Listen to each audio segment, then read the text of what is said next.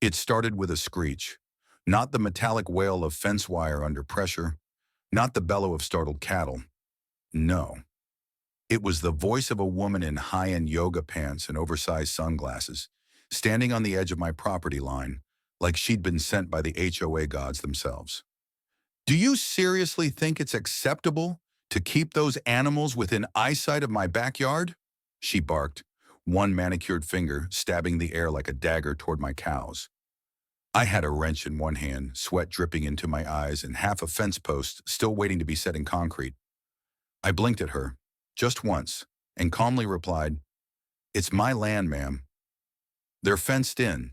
You're looking over my fence, not the other way around." That was all she needed to erupt. Let me tell you something. If you've ever had the misfortune of encountering a real-life Karen, and I mean the type that weaponizes entitlement like it's a second career, then you know exactly what kind of storm was brewing. She wasn't here to talk. She was here to make a point. "You're violating the community view standard," she screeched, pulling a glossy HOA pamphlet from her designer tote like it was a badge. "I paid for a clear view of the hills, not livestock." I couldn't help but laugh, not because it was funny, but because it was the most ridiculous thing I'd heard all week. And I own goats that climb trees. "Ma'am," I said, keeping my voice low, "I've been running cattle here for 8 years. This property line hasn't moved an inch, and your community standards don't apply to my land. You built your house next to a working farm." Her face turned red, not sunburn red, rage red. "We'll see about that. I'm calling the HOA and the sheriff. Enjoy your last week with your precious cows." And she did exactly that.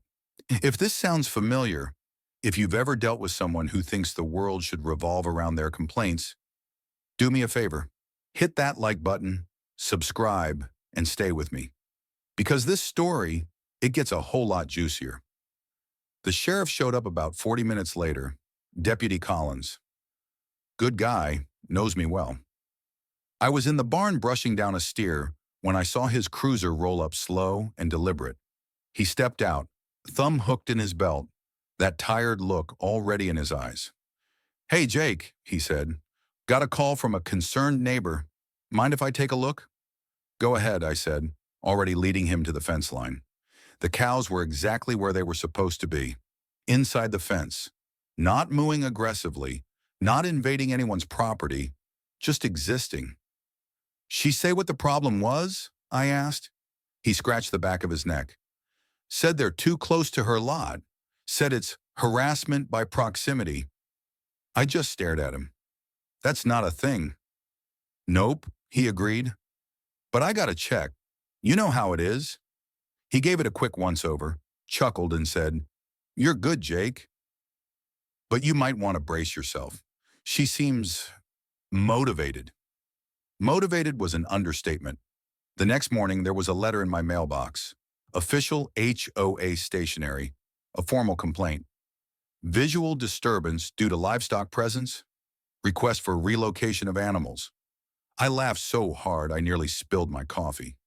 Problem was, I don't have HOA oversight. Never did. My land was grandfathered in long before their manicured subdivision existed. But that didn't stop them. 3 more letters came that week, one with photos of my cows loitering near the shared property line, another claiming my barn light was polluting the nighttime ambiance, and my favorite, a demand to rehome or remove all hooved animals.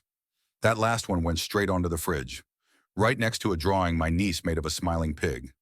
By the end of the month, I'd had 2 more visits from county officials, a complaint to the zoning board, and a passive-aggressive note left on my gate that simply read, "Your lifestyle is incompatible with Ridgewood Estates." Cows don't read, but I made sure they got a good look at that one. Then things escalated. I woke up one morning to find my northern gate unlatched. No sign of forced entry, but my herd had started to wander dangerously close to the main road. Thankfully, nothing happened. I got them rounded up, but I knew damn well that latch didn't open on its own. And you know who just happened to be standing at the edge of her perfectly trimmed yard with a cup of coffee, watching? Cynthia. That was her name, by the way, not Karen. Cynthia. But don't get it twisted. She wrote the manual. I nodded to her, calm as always. She didn't even blink. That's when I realized I was dealing with someone who wasn't going to stop. Not with logic, not with laws, not with decency. So I started planning. Not revenge, just preparation. Because if Cynthia wanted a war, she'd get one. And I'd fight it the right way, with cameras, facts, and a little help from the weather forecast. The next week was quiet, too quiet. No letters, no calls, no police. But I knew better than to believe Cynthia had given up. People like her don't quit, they calculate. And just because she wasn't shouting didn't mean she wasn't scheming. Sure enough, the silence broke on a Wednesday. I was out by the troughs running a mineral mix for the heifers when I noticed something off about the fence line. About 50 feet down, near the edge of her property, there was a brand new sign posted, shiny metal, planted right into the earth like a warning beacon. Notice, private view easement. Obstruction by livestock may result in legal action. View, easement. I swear the legal gymnastics she must have gone through to come up with that. I took a photo, then another. From my side, from hers, from every damn angle. This wasn't just petty anymore. This was premeditated madness. That night, I got the email. It was a formal submission to the county mediation board, demanding a review of my livestock's visual presence and auditory impact. She claimed the cows mooed too loud in the mornings, that they stood menacingly close to her yard, and, I kid you not, that they displayed animal aggression by prolonged staring. The board scheduled a hearing. I wasn't surprised, but what did get under my skin was what happened the next day. Around noon, while I was checking a downed branch near the east fence, I caught movement out of the corner of my eye. A flash of teal jacket, a phone held high, and a voice narrating into the camera. It was Cynthia, on my property line, live streaming. And here we see the cattle approaching again, despite my repeated concerns. This is what I have to live next to. It's a safety hazard. Look at how close they are. The closest cow was a solid 7 feet from the fence, chewing cud with the intensity of a Buddhist monk. Ma'am, I said, stepping into view, you're being recorded right now too, and you're on the boundary of private property. I suggest you stop trespassing. She turned the phone to me without flinching. You're harassing me now. This is intimidation. You're threatening a woman on her own property. I'm standing on my land, asking you to leave. That's not intimidation. That's law. She walked off, still filming, muttering something about evidence and court. I didn't sleep well that night. Not from fear, from anger. I'd built my life here. My barn, my fencing, my herd. I repaired that land with my hands after every flood, every dry spell. And now I had to defend it. Not from predators or debt, but from a neighbor with too much time and too little empathy. The hearing came and went. I brought photos, maps, even a vet letter confirming the cows were healthy, calm, and non-threatening. Cynthia brought printed screenshots of her own live stream, annotated with red circles and notes like, "Notice how close the cow's eye is to my fence." The board was professional. They ruled in my favor. Temporarily, they encouraged me to explore alternative grazing rotations and engage in neighborly dialogue to reduce friction. As if that was even an option. And then came the wind. We'd had a wet spring. The ground was soft, the air thick with the kind of humidity that made your boots stick to the soil. And with that came storms, fast, brutal, Midwestern specials that could tear shingles off a roof in seconds. I was inspecting the back paddock when I heard it, the long, slow creak of stressed wood. I turned toward Cynthia's fence. It was old, not my construction, hers. Thin posts, poorly set, with decorative panels that looked nice in catalog photos, but couldn't hold up to a sneeze, let alone a gust. She'd built it to beautify the border when she moved in. Ignored every suggestion I gave her about anchoring and drainage. Now it was leaning, hard. I called it in. Not to her, to the county building office. Potential hazard near livestock enclosure, I told them. Property owner might want to reinforce. Looks ready to fall. They logged the report, and I made a call of my own, to a friend I hadn't spoken to since the fall. Mike Torres, cameraman for a local news station. He answered on the second ring. Jake, that you? Yeah, I've got a story for you. You finally gonna let me do that life on the last farm piece you kept ducking? Number, I've got something better. Ever wanted to meet a real-life HOA nightmare? He laughed. Go on. I laid it out. Not the drama, the facts, the hearings, the signs, the fence. Mike was quiet for a second. You're telling me this woman's blaming your cows for standing? Standing, mooing, breathing, all crimes in her book. When's the wind supposed to hit again? Tomorrow night. Gusts over 40. That fence won't survive it. There was a pause, then, I'm bringing a crew. Next morning, their van rolled up like a stealth mission. No logos, just 3 people with equipment, wearing windbreakers and polite smiles. They set up in the field, just inside my fence. Camera pointed toward the problem zone. Mike handed me a mic. We're not here to humiliate, he said. Just tell the truth. Let the footage speak. And I nodded, because it was never about revenge. It was about letting the world see what I'd been dealing with. One entitled accusation at a time. The storm rolled in like an old engine, slow to start, but roaring by the time it hit. All afternoon, the sky darkened. The wind came in gusts that bent the grass sideways and made the tin roof on the feed shed rattle like bones in a drum. Clouds stacked heavy and mean above the tree line, and somewhere in the distance, thunder grumbled like it was just waking up. But the fence, that was what everyone was watching. Mike and his crew were camped under a makeshift canopy, eyes fixed on the monitor. His assistant, Nora, kept adjusting the tripod, checking for focus. The sound guy had the boom mic trained on the stretch of Cynthia's decorative fence that looked like it might buckle at any second. This is ridiculous, she shouted from her porch that afternoon, noticing the setup. You think this is funny? Filming someone's property like this? I'll call the police. You're welcome to, I called back, standing next to the crew. This is my land. They're standing on my side, and your fence is leaning onto it. She disappeared inside without another word, slamming the door hard enough to startle a couple of crows from her chimney. And then we waited. As the sun slipped behind the storm clouds, the wind changed pitch, from a whistle to a howl. It dragged leaves across the field like tumbleweeds and sent my cows clustering together instinctively near the windbreak on the south end. They didn't panic. They knew how to read weather better than most people. The camera's red recording light blinked quietly in the fading light. That's when it happened. With a creak so loud even Nora jumped. The top section of Cynthia's fence gave way. Not all at once. It wasn't a dramatic movie moment, but piece by piece, like it had lost the will to hold itself upright. One panel snapped clean off and hit the dirt on my side. Another twisted sideways, dragging 2 more with it. In less than a minute, nearly 30 feet of her fence had collapsed inward, not outward, proving exactly what I'd told the county. The construction was faulty, the anchoring was wrong, and the storm just did the job gravity had been waiting for.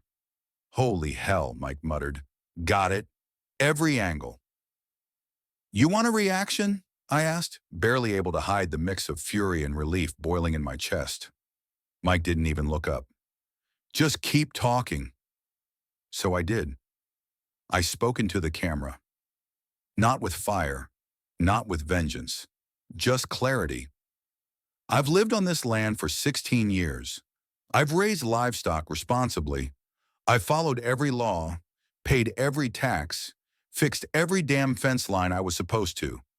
And for the last 3 months, I've been targeted by someone who thinks her personal comfort overrides the rights of others. The camera rolled. She moved in knowing there was a working farm next door, but instead of talking, instead of being neighborly, she started a war. HOA complaints, police visits, letters, accusations. The wind picked up again. A piece of the down fence flipped once in the grass like a fallen kite. And now here we are, her fence, her construction, on my land. This isn't about cows, it's about control. And I think people deserve to see what happens when entitlement tries to disguise itself as community standards. Mike gave me a short nod. Perfect. We packed up not long after that. The rain started soon after, coming down in cold sheets that cut sideways across the fields.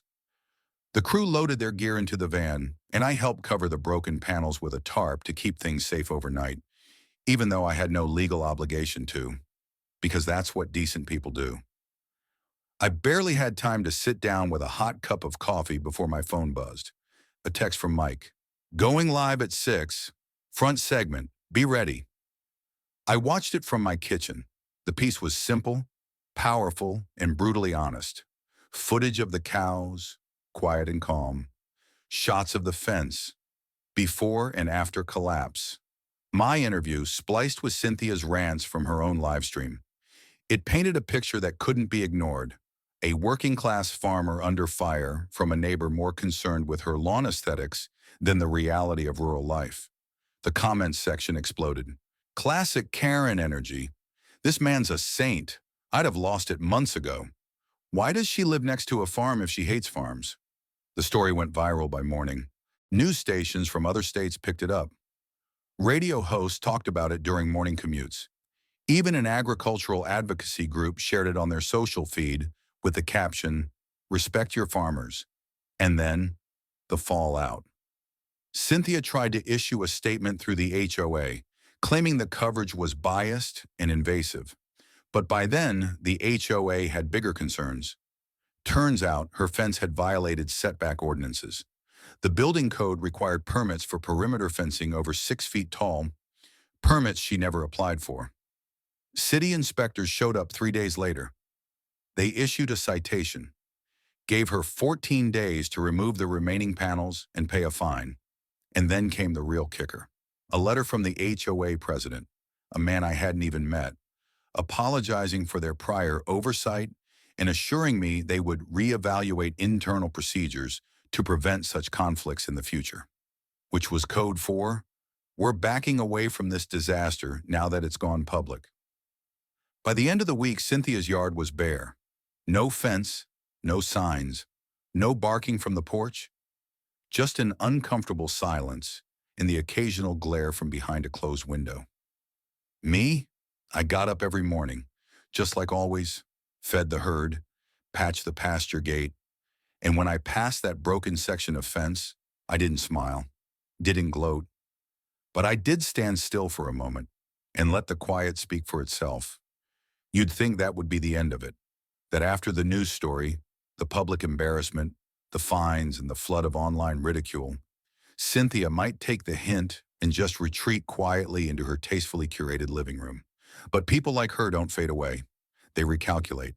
The day after the report aired, I caught her standing at the edge of her yard again, arms folded, sunglasses back in place despite the overcast sky. Her expression was unreadable. Not rage this time, not panic. Something colder, controlled. She didn't yell. She didn't film. She just stood there watching. I kept working. I wasn't going to give her a performance. 2 days later, a white SUV with the HOA logo on the door pulled up in front of my gate. 2 men in polos stepped out, clipboards in hand. Not county inspectors this time, HOA compliance officers. I met them halfway down the drive, arms still dusty from morning feed. "Something I can help you with?" I asked. They were polite, almost sheepish. "We're here to do a general neighborhood audit," the taller one said. "Just covering our end after recent events." "Uh-huh," I said. "And does your neighborhood audit usually include properties outside your jurisdiction?" The shorter one glanced at the paper in his hands. "Technically, you're not within HOA boundaries, but there have been concerns raised." "Concerns," I repeated. "We just like to take a quick look around, see if there's any potential zoning confusion." I looked them both dead in the eye. "You've got about 10 seconds to turn around before I call the sheriff and report trespassing. This land is private. You have no authority here, and you know it." The taller one cleared his throat. "Right. Understood. Thank you for your time." They left. I watched their SUV turn back toward the Ridgewood entrance, that gleaming, stone-pillared monument to order and false civility. And I knew exactly who had sent them. Cynthia wasn't done. She was just changing tactics. But I was done playing nice. Later that evening, I sat at my kitchen table, flipping through the online feed from the news segment. It had over 1.2 million views by now. The local station had even put together a follow-up piece, Farms versus HOAs, when suburbia meets agriculture. That's when the emails started coming in. Not hate mail, not complaints, support from all over the country. Farmers, ranchers, small business owners, people who dealt with their own versions of Cynthia. They shared their stories, their headaches, their legal battles. Some offered legal advice, others just sent words of encouragement. One guy from Montana even invited me out for a whiskey if I was ever in the area. But one message stood out. It was from a woman named Kate, said she was a local community organizer, worked with small-scale farmers to help protect their rights against expanding suburban codes. I saw the broadcast, she wrote. You did more than stand up for yourself. You exposed a pattern. If you're open to it, I'd love to connect. We met at a diner on the edge of town the next afternoon. Kate was sharp. Early 40s, practical, wore her hair in a loose braid, and carried a laptop bag that looked like it had seen more miles than most sedans. I'm not here to start a protest, she said as soon as we sat down. But this isn't just your story. HOA overreach is becoming a real threat to rural life. You've got a platform now, whether you wanted it or not. I nodded slowly. So what do you want to do? Educate, she said simply. Start a local push for boundary protections. Build a case study. Get farmers talking. It wasn't what I expected, but it made sense. Cynthia had tried to turn my cows into a nuisance, into a threat. But the truth was, this wasn't just about cows. It was about control, about who gets to live where and how and on whose terms. I agreed. Back at the farm, I started documenting everything more deliberately. Photos, zoning maps, even drone shots of the property lines. I worked with Kate to draft a write-up of the whole ordeal, framed not as revenge, but as a cautionary tale. We submitted it to a few agricultural journals and blogs. Meanwhile, Cynthia went silent. No more letters. No more surprise visits. Her porch light stayed off at night, and her prized backyard, once trimmed within an inch of its life, started to look a little overgrown. The HOA, under pressure from public backlash, began issuing newsletters about better community integration with legacy properties. I laughed out loud reading that one, but it wasn't over yet. One afternoon, about 3 weeks after the storm, I found a white envelope tucked into my front gate. No return address. Inside, a single typed page. I underestimated you. Congratulations. I won't make that mistake again. No signature. No threats. Just that one chilling line. I folded the paper carefully and placed it in a drawer with the rest of my documentation. She was quiet, sure, but she wasn't gone, and something told me this storm had one more gust left in it. Weeks passed, and the quiet held. The cows settled into their summer rhythm, grazing, dozing, swatting flies with lazy tails. I fixed fence posts, patched the south barn roof, and tried to pretend that everything had returned to normal. But you don't forget a storm just because the sky clears, especially not when it leaves warnings behind. Cynthia hadn't spoken to me since the letter. She kept to herself. No more camera pointing, no sudden accusations, no HOA foot soldiers on my land. From the outside, she looked like she'd surrendered, but something about it didn't sit right. Then early one morning, too early for traffic, too late for coyotes, I found tire tracks in the grass behind the feed shed. Fresh ones. They cut in from the side path, where the woods grow thick, and looped dangerously close to the east gate. There were no broken locks, no signs of entry, but it was enough. I reviewed the footage from my motion cameras. Just a blur at 2:14 a.m. Headlights low and slow, crawling where no vehicle had any business being. I called Deputy Collins. He came out that afternoon, took photos, nodded grimly as I explained. You think it was her? He asked. I think she's not finished, I said. You want a patrol run out here every few nights? No, I replied. I want a camera pointed at every inch of that fence line. I want it logged, time-stamped, documented. Collins gave me a long look. This is going to end with lawyers. I hope not, I said. But if it does, I'll be ready. And I was. That weekend, with the help of a few hands from the neighboring farm, I installed 2 more solar motion cameras, posted clear signage, and printed laminated notices about trespassing statutes. Legal, clear, unemotional. I wasn't sending a threat. I was stating a fact, because I was done being the guy who got pushed around while the other side played innocent behind a white picket fence. But the truth? She never came back. Maybe it was the news coverage. Maybe it was the HOA finally washing its hands of her. Maybe it was knowing that the next stunt would come with real consequences. Whatever the reason, the storm passed, and life slowly returned.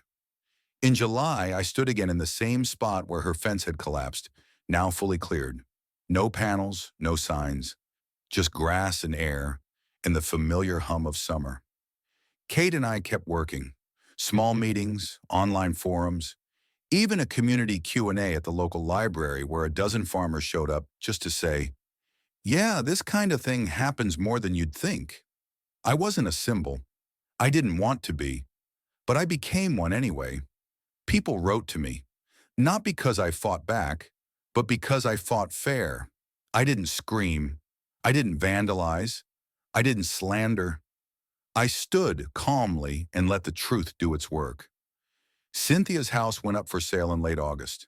A quiet listing, no open house, just a photo on a local agency site, and a whisper through town that she was relocating for work. The house sat for a while. Word gets around in a small town. No one wants to move next door to a headline. Eventually, someone bought it, a young couple with a dog and a toddler. First thing they did was install a tire swing on the back tree. Second thing, walked over and introduced themselves with a peach pie. We had coffee that weekend, talked fences and weather, and the best way to keep deer out of tomatoes. No threats, no view easement complaints, just neighbors, being neighbors. And me? I went back to work. There's always something to fix on a farm. Fences, yes, but also engines and irrigation lines and the way your hands get stiff after years of gripping tools in the cold. Some wounds take longer to patch than others, but they do patch. On a cool September morning, I stood at the gate with a coffee, watching the sun rise behind the pasture. The cows were quiet, the wind was low, and for the first time in months, I didn't feel like I had to look over my shoulder. I looked down at my hands, still calloused, still cracked, but steady. People say fences keep things out. I think they show what you're willing to protect. And I protected mine, not with hate, not with fists, but with patience, truth, and the kind of stubborn dignity that city money can't understand. She thought she could scare me off. She thought wrong, because I'm not just the man with the cows. I'm the man who stayed standing when the storm came.